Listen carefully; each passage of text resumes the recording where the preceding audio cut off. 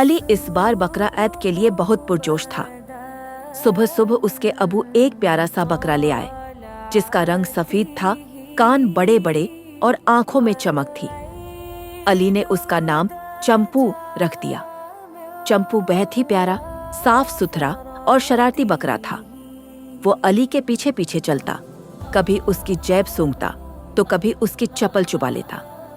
अली भी हर वक्त चंपू के साथ खेलता रहता। अली रोजाना चंपू को नहलाता, उसके सींग साफ करता, उसे हरा चारा खिलाता और उसके लिए खास रस्सी खरीद लाया ताकि चंपू ज्यादा आराम से बंध सके। घर के सब अफराद चंपू को पसंद करते थे, लेकिन अली का उससे एक खास रिश्ता बन गया था। एक रात अली ने अबू से पूछा, अबू, क्या हम चंपू को कुर्बान करेंगे? अबू ने नरमी से मुस्कुराकर कहा, हाँ बेटा, ये बकरा ईद अल्लाह की राह में कुर्बानी का दिन है।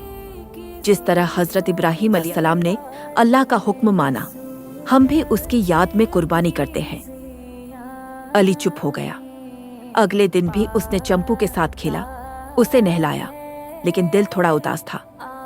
ईद के दिन जब कुर्बानी का वक्त आया, अली खामोश खड़ा रहा।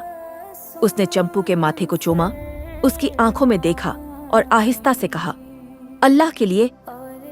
कुर्बानी मुकम्मल हुई। अली की आंखों में आंसू थे, मगर दिल पुरसकून था। चंपू के साथ गुजारे हुए सब लम्हे याद करने लगा।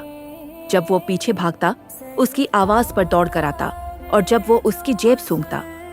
अली की आंखें नम हो गईं, मगर चेहरे पर सुकून था। अम्मी ने अली को गले लगाया और कहा, बेटा, ये सबसे खूबसूरत कुर्बानी है जब मोहब्बत के साथ दी जाए।